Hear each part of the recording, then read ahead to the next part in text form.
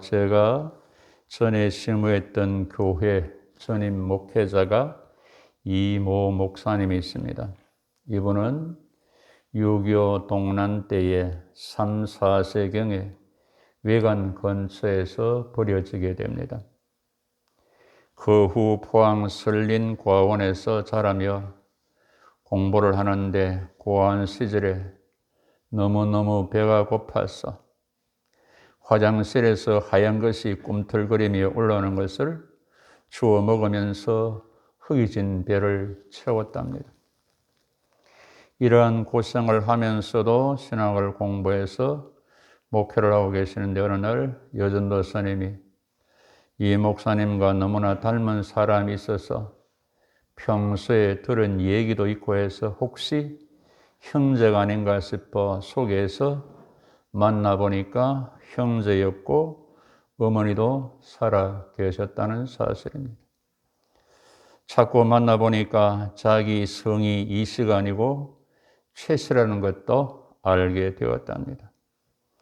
지금은 결혼해서 자식을 두고 행복의 목회를 하시다가 은퇴를 하셨습니다.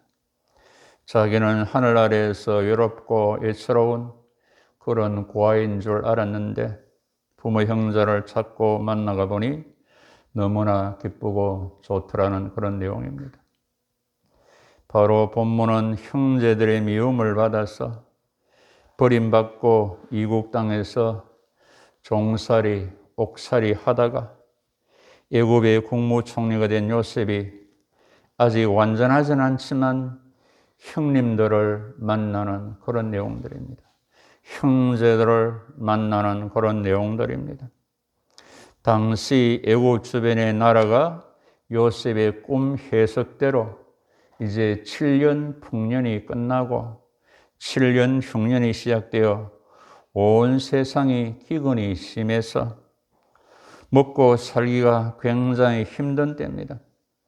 그때 야곱은 아들들에게 애굽에 가서 양식을 사오라고 합니다.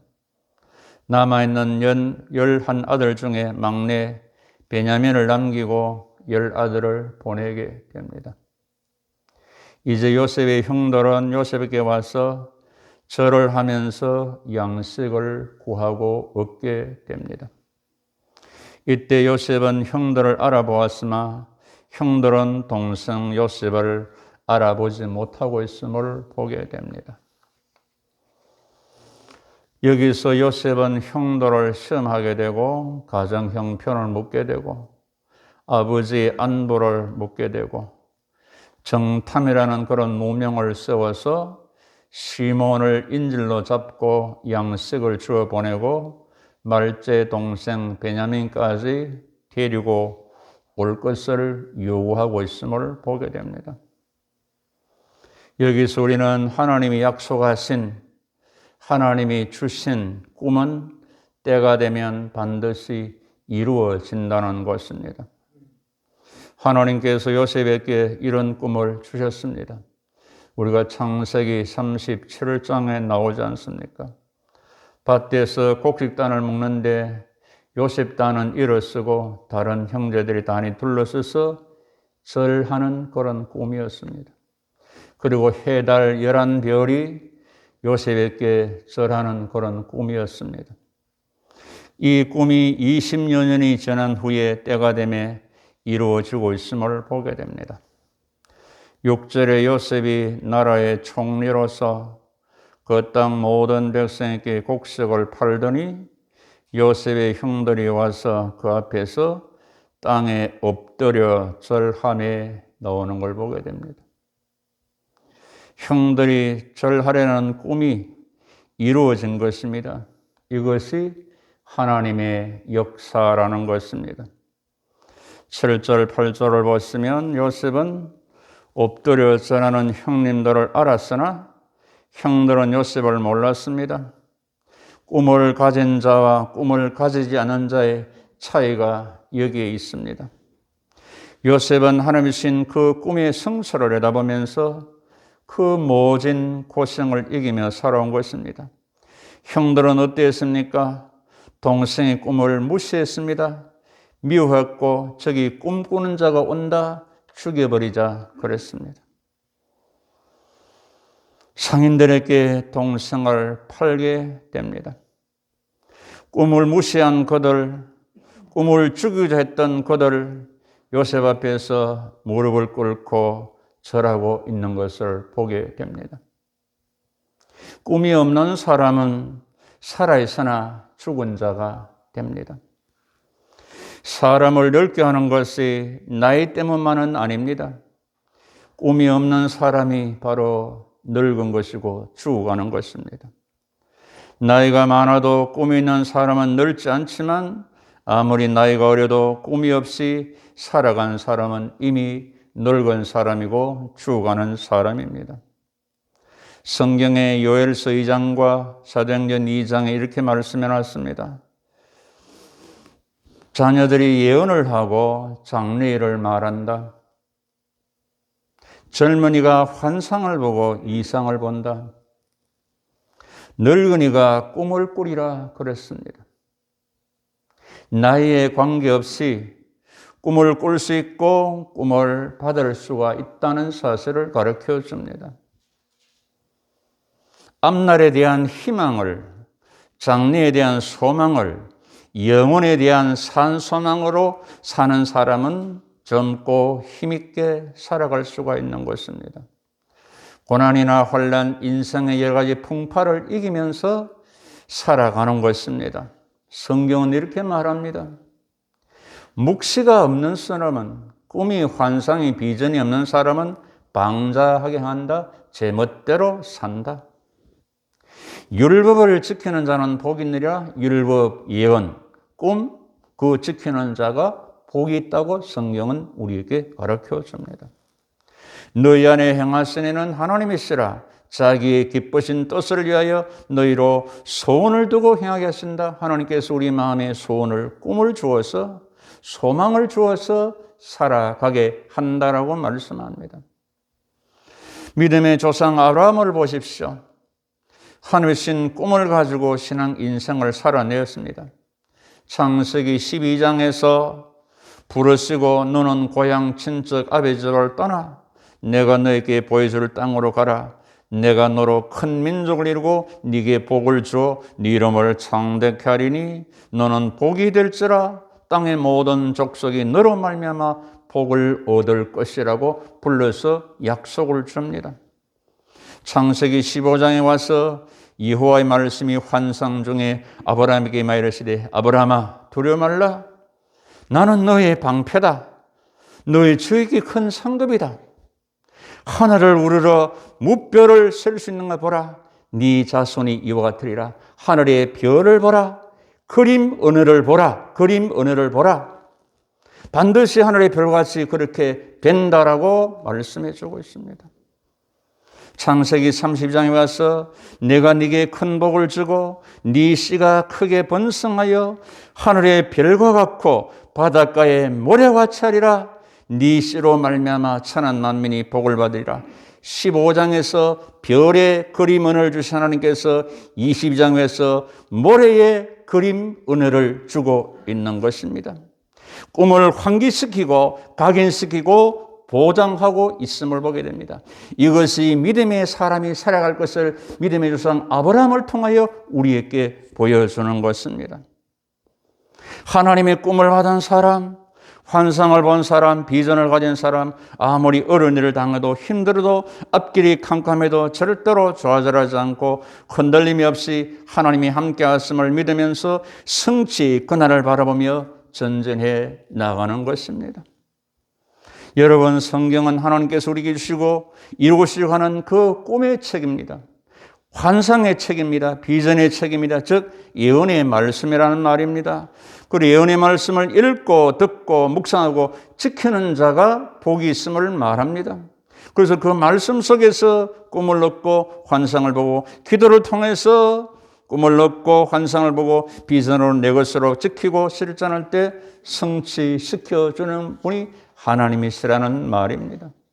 그래서 예레미야 선지자는 일을 행하는 여호와, 성취하는 여호와, 너는 내게 부르짖으라. 내가 네게 응답하겠고 네가 알지 못하는 크고 비밀한 꿈을, 그 환상을, 그 비전을 네게 보여주리라.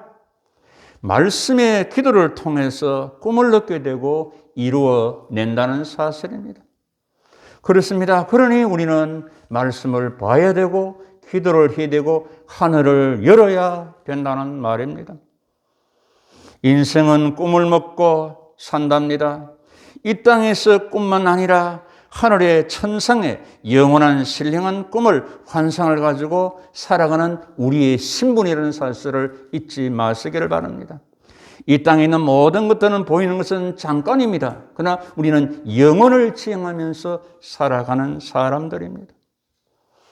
그리고 우리는 인생이 공고할 때 자신을 한 번쯤 뒤돌아봄이 필요합니다. 뒤돌아보면 바로 자기 성찰, 심령의 참여는 내적인 성숙과 함께 삶의 가치, 방향을 바꾸게 됩니다.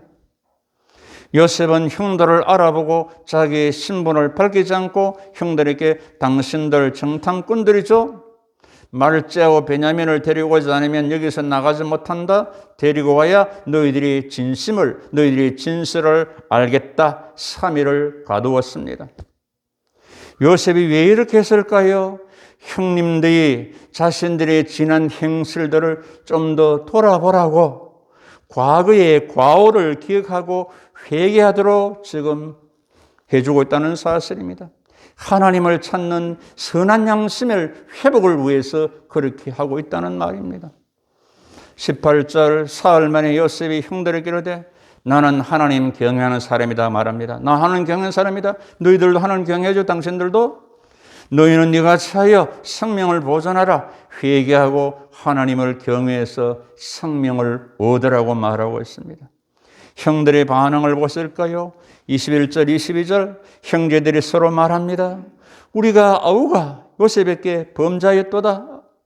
동생이 우리에게 액을 할 때에 그 마음의 괴로움을 보고도 듣지 않았으므로 이 괴로움이 우리에게 임하도다. 루벤이 내가 너희들어 동생에게 죄를 짓지 말라고 하지 않았더냐? 그래도 너희가 내 말 듣지 않았느니라.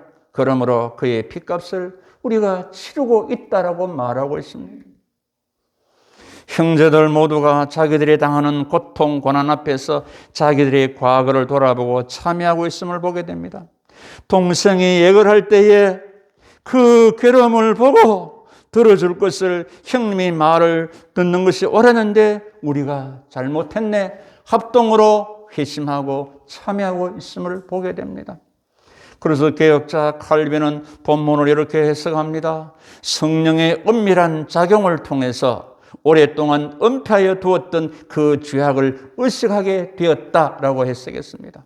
성령의 은밀한 작용을 통해서 오랫동안 은폐하여 두었던 그 죄악을 의식하게 됐다, 드러내게 되었다.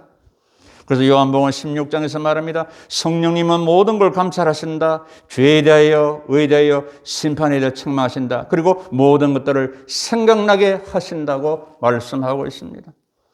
성령님이 책망할 때, 잘 듣고 돌이킬 때 선한 양심이 회복되고 심령이 살게 됩니다. 성령의 역사하심을 무시하면 계속 완악하게 되고 멸망의 길로 갈 수밖에 없습니다. 그래서 지혜자는 공고한 날에는 뒤돌아보라고 말합니다. 공고하냐 인생이? 그러면 네 삶의 뒤안길을 한번 돌아보아라. 공고한 날에 나 자신을 되돌아보고 성찰하고 참여할 때 하나님 관계, 사람과의 관계가 회복이 있음을 말씀하고 있다는 것입니다.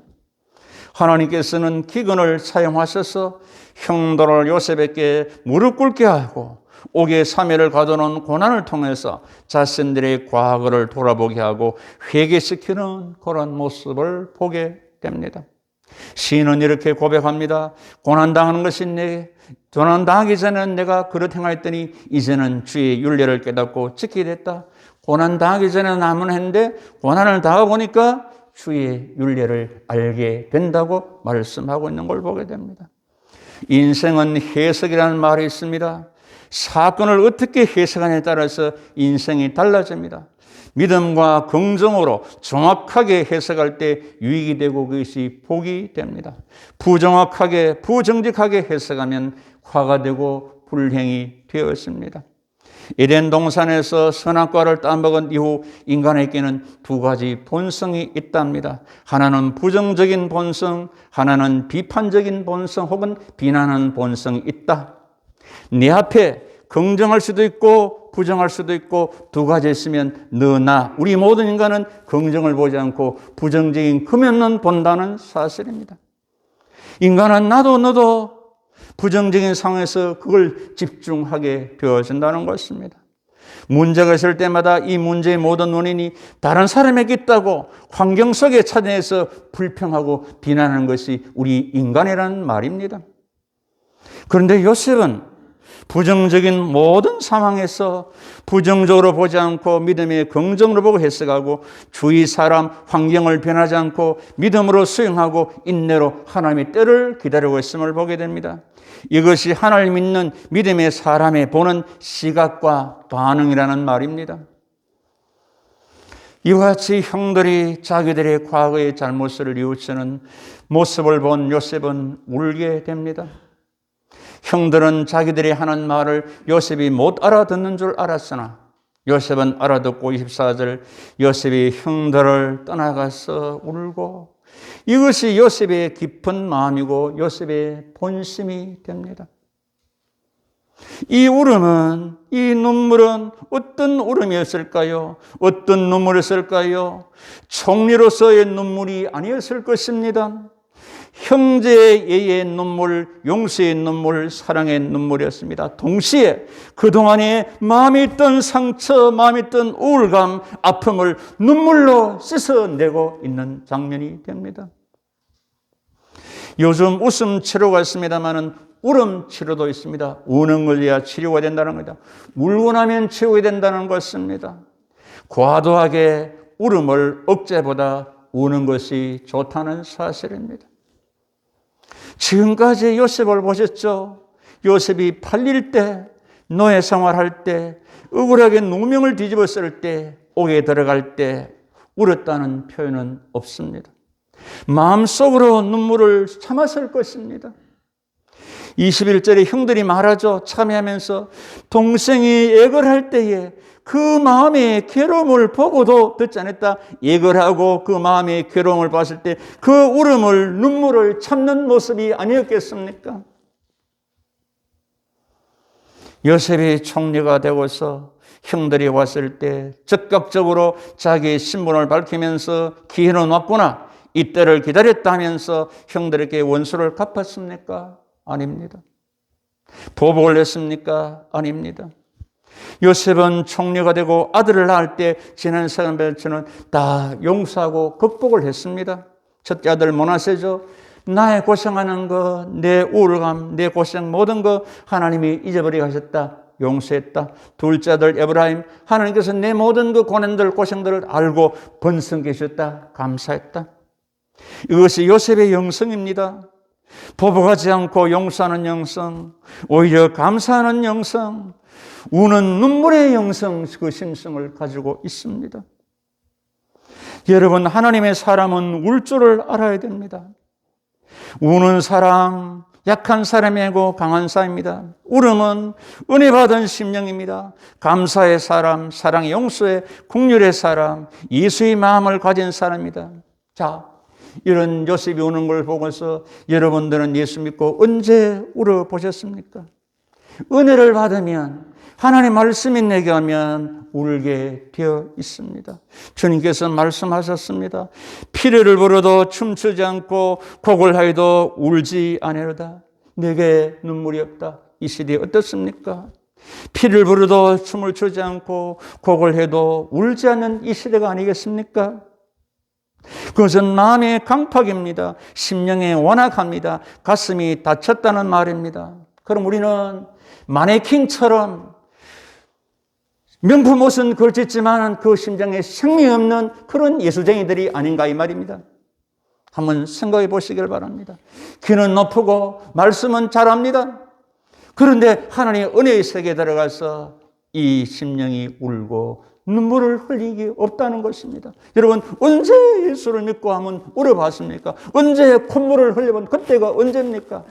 20년 전입니까? 30년 전입니까? 한 달 전입니까? 요셉은 창세기 43장에서 요셉은 형들이 데려온 동생 베냐민을 보고서 사랑하는 마음에 복받쳐서 급히 울 곳을 찾아 안방으로 들어가서 울었다. 43장에 넘어가면 45장에 가면 요셉이 형들에게 자기 신분을 밝히면서 큰 소리로 우니라 방성되고 했다. 얼마나 크게 울었던지 궁중에서도 애국 사람이 다 들었다 그랬습니다. 이렇게 요셉은 눈물로써 형제들을 마음으로 끌어안고 품었다는 사실입니다. 창세기 50장에 가면 아버지 야곱이 죽고서 형제들이 요셉이 자기들에게 보복할 줄 알고 있어 우리의 죄와 허물을 용서해 주시오. 우리는 당신의 종입니다. 이 말을 듣고 요셉은 또 울게 됩니다. 요셉이 형들에게 두려워 마십시오. 내가 하나님을 대신하겠습니까? 형님들 내가 잘 못 쓰겠습니다. 조카를 잘 기르겠습니다. 간곡한 말로 위로했다고 성경은 말씀을 하고 있습니다. 바로 요셉은 예수님의 모형입니다. 예수님은 이 땅에 저와 여러분들에서 울으셨습니다. 십자가를 지고도 울으셨습니다.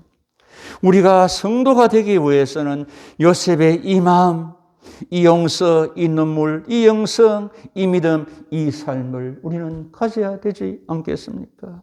예수의 마음을 가져야 되지 않겠습니까?